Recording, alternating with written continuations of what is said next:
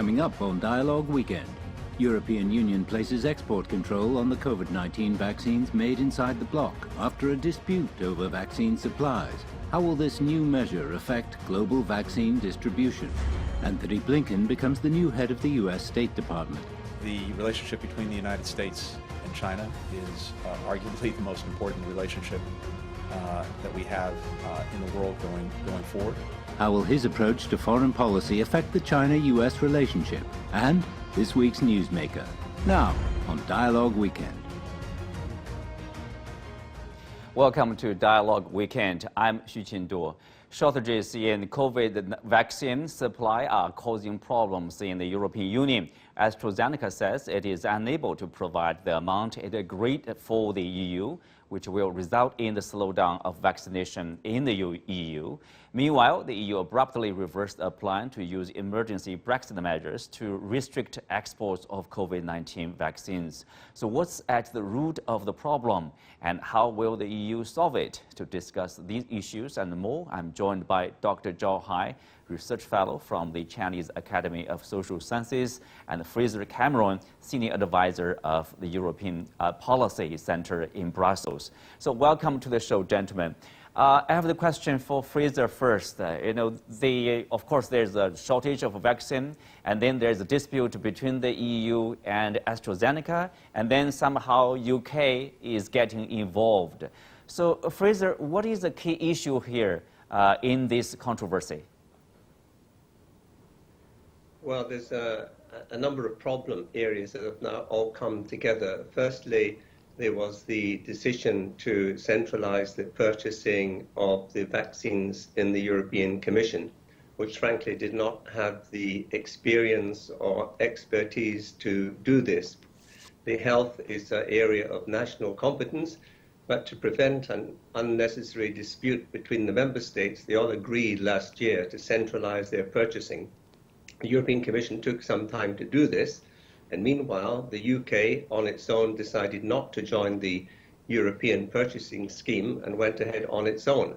So it signed a contract, for example, with AstraZeneca 3 months before the EU did, and this now has resulted, because there are shortages in the plant, of the EU not being supplied to the same extent as the UK, and therefore the vaccine numbers are way down in the EU compared to Britain.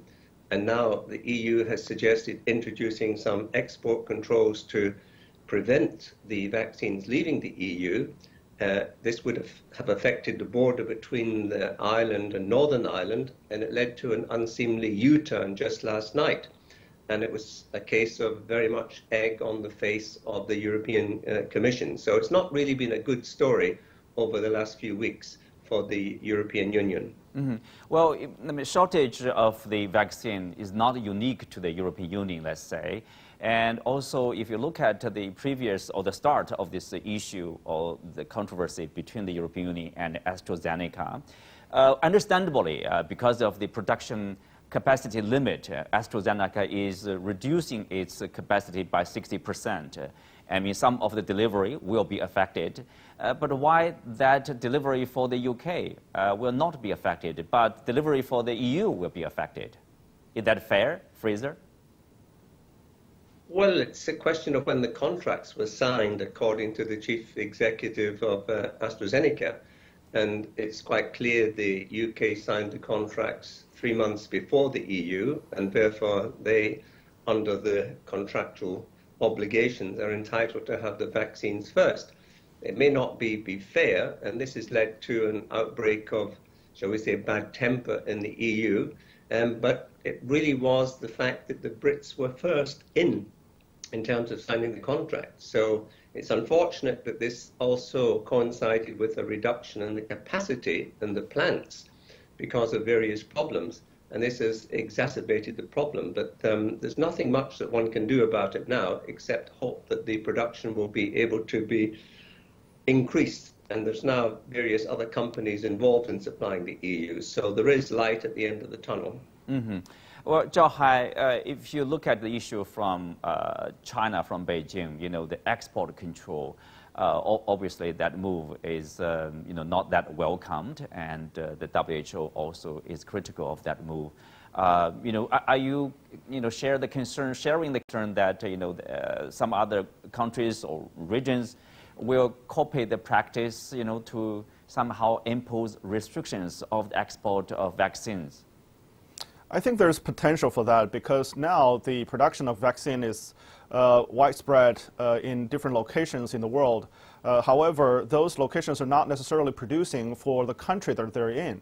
So there's a possibility that if the country that they're localizing the production is not getting the dose, they would probably try to go through some administrative restrictions on exportation. But the fundamental problem is that a lot of countries are under extreme pressure politically to act as fast as possible and to reopen the economy as fast as possible. So there's the squeeze from the society. And remember that just a couple of days ago, Netherlands has a popular sort of riot on the street, giving more pressure on those governments in Europe. But right now, the fundamental problem is that the original expectation of scaling up vaccine production is actually problematic because when you go up to, for instance, 100 million doses of vaccine, that kind of production probably may not meet the regulation and the standards of those vaccines. Therefore, that's why the speed of production is now reduced. So I think the problem, or to try to solve the problem, we need global cooperation instead of vaccine protectionism or vaccine nationalism. Those big companies need to share with other companies and increase scaling up the production capabilities as soon as possible. There are capabilities available, it's just that they're not producing the same kind of vaccine. So I think there is a solution, but what we need is more cooperation at this point. Mm-hmm. Speak of the pressure, obviously, if you compare the EU to the US and UK in terms of introducing the vaccination, the EU was already under pressure. With the latest incident, obviously, people tend to, probably criticize or increase the pressure on the European Commission for their slow action there in ordering or in purchasing the vaccination or in rolling out the vaccination.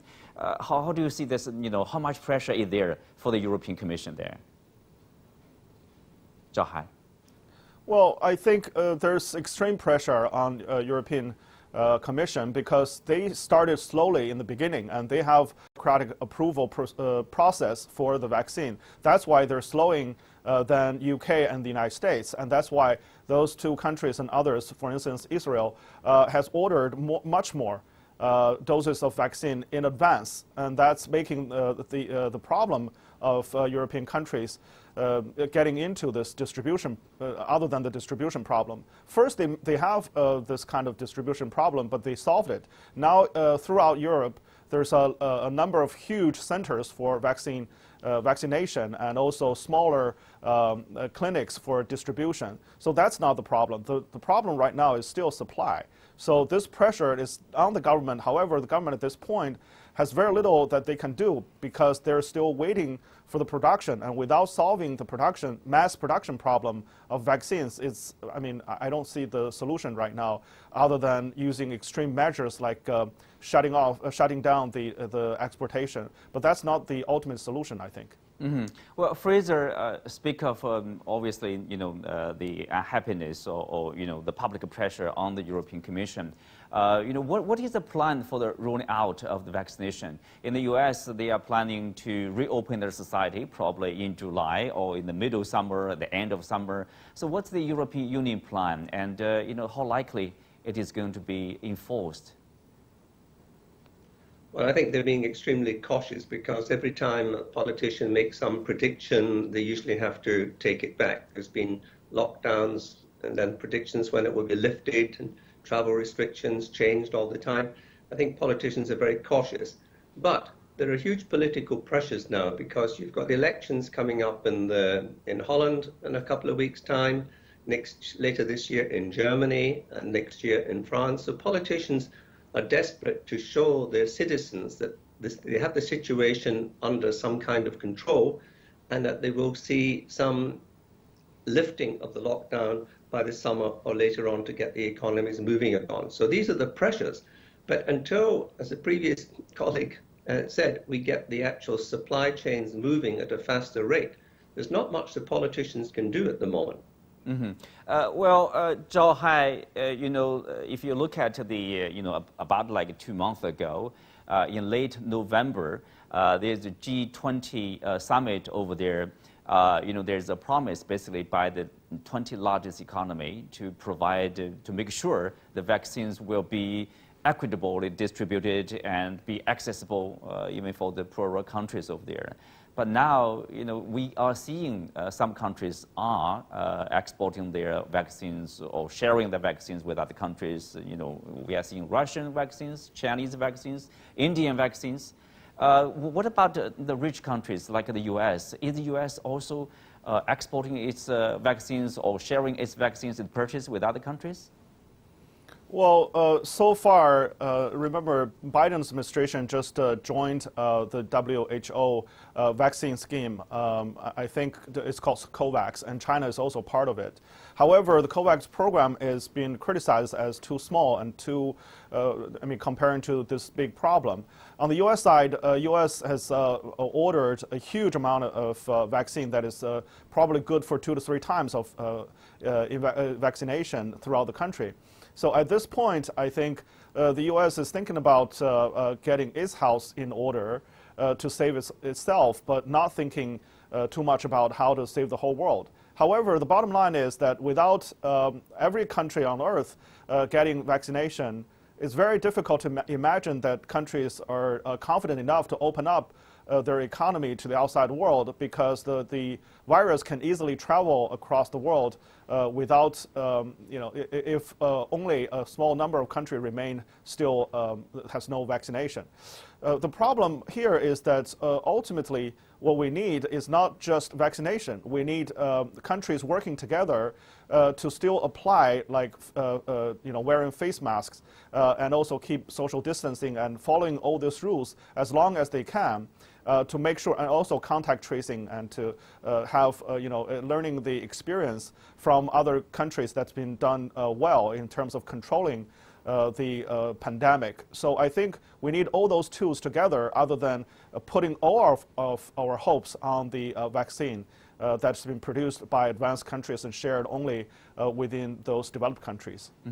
Well, thank you, Fraser and Zhao Hai. We have been talking about the shortage of vaccines in the European Union, concern shared by many countries. Now we turn to the United States and the new administration of President Biden. His Secretary of State, Antony Blinken, had stated that the future of China-U.S. relationship is arguably the most important in the world. So how will the Biden administration's approach to China differ from that of Donald Trump, if not attitudes? And what can be expected for the future direction of China-U.S. diplomacy? To find out more, we are joined by Joseph Gregory Mahoney, Professor of Politics from East China Normal University.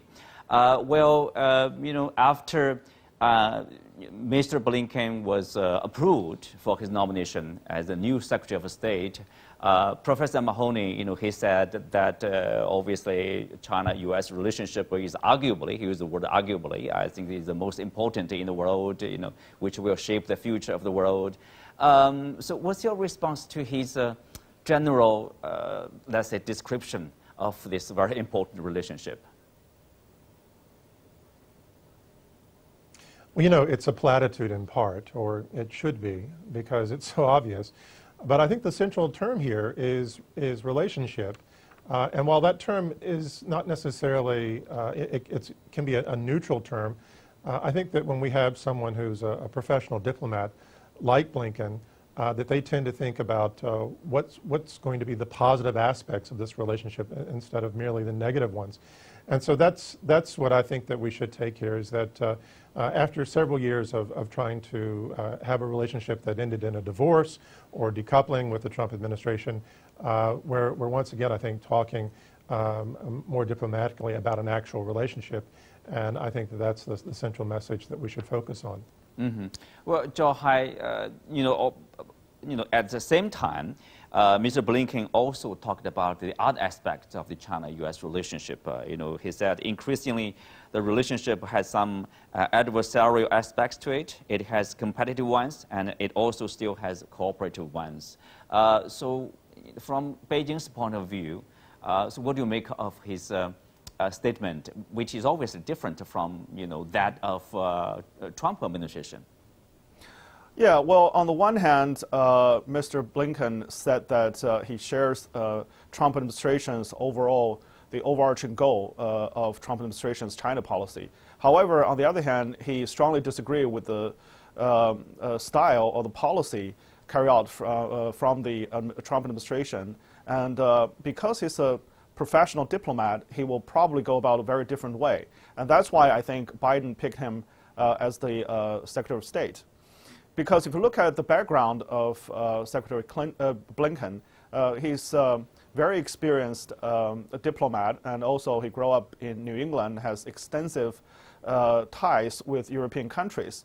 So when you talk about his view on China and the U.S.-China relationship, very complex relationship, and also he said there's adversarial competition and cooperation relations, it sounds very much like Europeans' view of China as well. Because last year, or the year before, Europeans also had a report talking about its complex relationship with China, with strategic competition, sort of rivalry, but also competition and cooperation.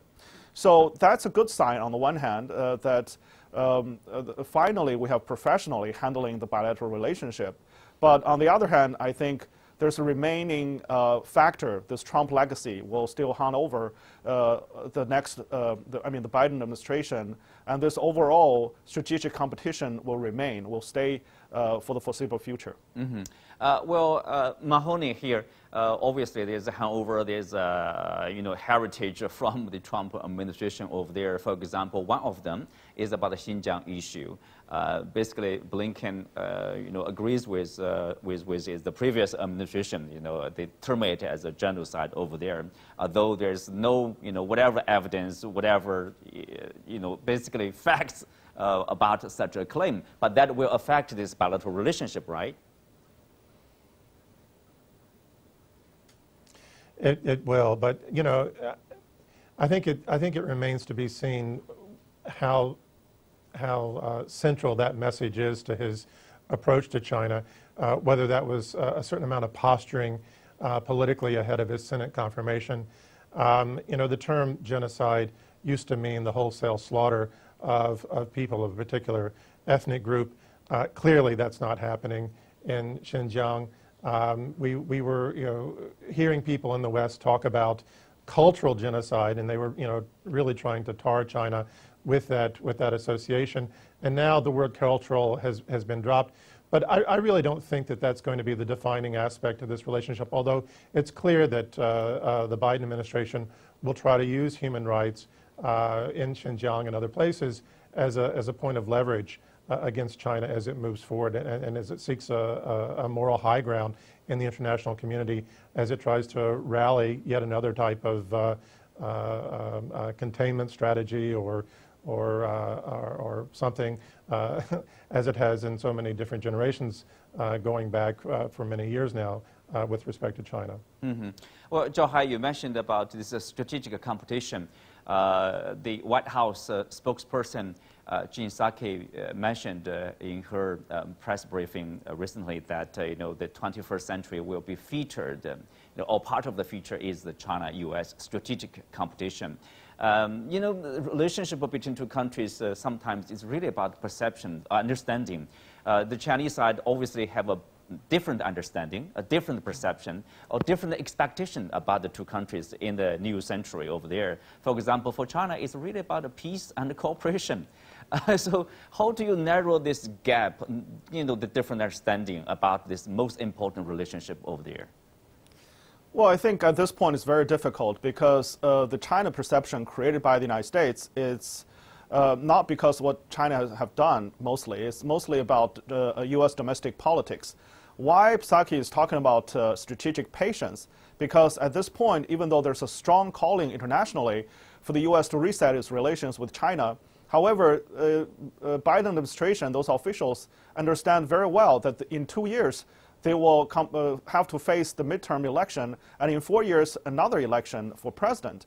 So the Trumpism, and even Trump himself is still staying in the political arena, fighting the Biden administration and the Democrats every way. So it's very difficult for them to come back to normal and have a sort of a better relationship with China. At this point, there are still, we talk about legacies and a lot of barriers created at the end stage of the last Trump administration. To overcome that, they need, the Biden administration need domestic political support. However, at this point, there's no such support widely available in the United States, so they need to find ways or to keep this patience and try to do small things in the very beginning and try to gradually warm up the relationship and rebuild the bridges that's been burned by the Trump administration. Professor Mahoney, seems Zhao Hai mentioned a good point about the domestic politics. How much a factor is it in the new administration's China policy making?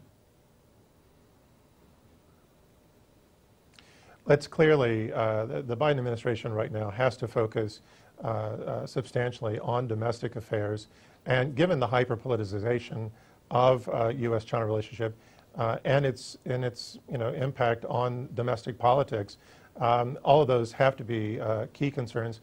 And again, as was noted, we are already in the campaign for the midterm elections. But I would say that there are, in fact, three sort of discourses that are emerging right now and starting to take shape in Washington. One is this so-called realist restraint perspective that just was published by RAND as a grand strategy option with respect not only to China but globally.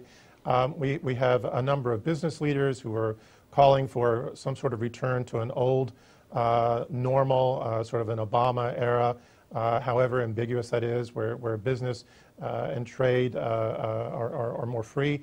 And then, of course, we have this anonymously published longer telegram that came out of the Atlantic Council, which is calling for, in some sense, kind of an intelligent version of what Trump was pursuing, or a more intelligent version, but this liberal world order that is trying to maintain American hegemony. So I think that these three discourses are shaping up right now, and this sort of debate and dialogue will continue. And I think we're going to have to wait and see how it's going to play out. But I think that the Biden administration is keeping its options open right now. They haven't really, I don't think that they've really taken a hard position yet on China. And so I'm going to try to be optimistic on that. Well, Zhao Hai, Professor Mahoney mentioned about this so-called longer telegram over there, copying the Cold War practice of George Kennan there. The main idea is like the U.S. should drive a wedge, basically, on the Chinese elite and to drive them to conclude that it's in China's interest to live inside this U.S.-led liberal international order. So what do you make of that point? Well, I think I remember an old saying, basically saying that the first time is it's a tragedy and the second time is a farce. And I think the Atlantic Council report is trying to learn from the old long telegram and use that as an analogy to write a new one. However, the whole report is misleading in that it thinks that there's a division within China on China's current direction and trying to drive a wedge, as you said. But the reality is that there's a huge division in the United States. Look at what happened just 2-3 weeks ago in Capitol Hill. So whatever they're trying to do, again, the China perception they're creating is the elites is trying to cover up the problem within the United States for what it was, the rising of populism through political arena, and also right now, just in the last couple of days, in even Wall Street. So I think right now, probably the most important thing, again, for Biden administration is to get his house in order and trying to to create a situation in which the two sides can sort of meet each other in the middle and try to get rid of the current problems. And without that as the precondition, it's very hard to imagine that the hardliners would give up to the intention of using Cold War tactics against China, because that's probably the best scenario they can think of at this point. Right, right. Interesting discussion. That's an important topic, China-U.S. relationship. Obviously, I'm sure we'll come back to this topic again very soon. So time for this week's Newsmaker.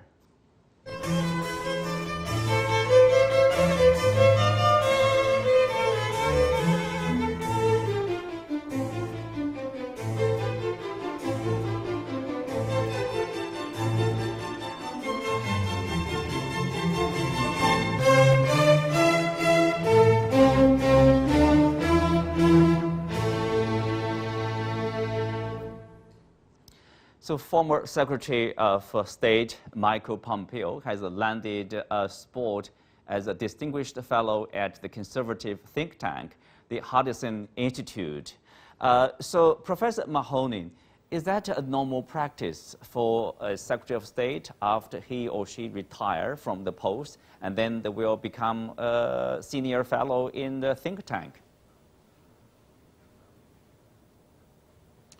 I think that we've seen it happen in a few other cases, but I think that the interesting thing is that, you know, a couple of years ago he had the option of running for the U.S. Senate in his home state, and you know it's clear that his presidential ambitions have always been front and center, and that he you know, ultimately saw that staying in the State Department, even to the bitter end of the Trump administration, was to his advantage over taking a position in the Senate. Where he would have to, you know, in some ways be political in a different way. But, you know, he's had this relationship with the Hudson Institute for many years. He's used it as a bully pulpit against China. And I think that he is welcome there. They like his rhetoric. And he's going to use that as a platform to go forward. Mm-hmm. Well, Zhao Hai, you know, once he tweeted, Pompeo tweeted like, you know, on the second day, actually, after the inauguration of the Biden presidency, he said, you know, tweeted a word like 1384 days to go, basically for the next general election. So obviously, he's thinking about he will become one of the candidates, or he's thinking about another administration. Yeah, that's obviously shows his ambition. But I would say that Mr. Pompeo is really a bad mutation of Trumpism, or he tried to put himself in the shoes of former President Trump, but he's not going to succeed because, number one, he has no charisma like President Trump, and number two, he has no experience like what Trump did in the business world. Overall, I think even Trump followers have a lot of skepticism against Mr. Pompeo, thinking that he probably does not belong to the Trump camp. And so far, he has been sticking with Trump and trying to paint himself as a loyal Trump supporter and follower. However, if you look at history, he has not been supporting Trump from the very beginning, and he will not in the future. So I think overall, his personal ambition is very clear, and he's trying to use his so-called track record in the State Department about attacking China as some political capital to support his political ambition. Ultimately, I think he will fail, even though he chose to stay in D.C. and stay in this very conservative think tank.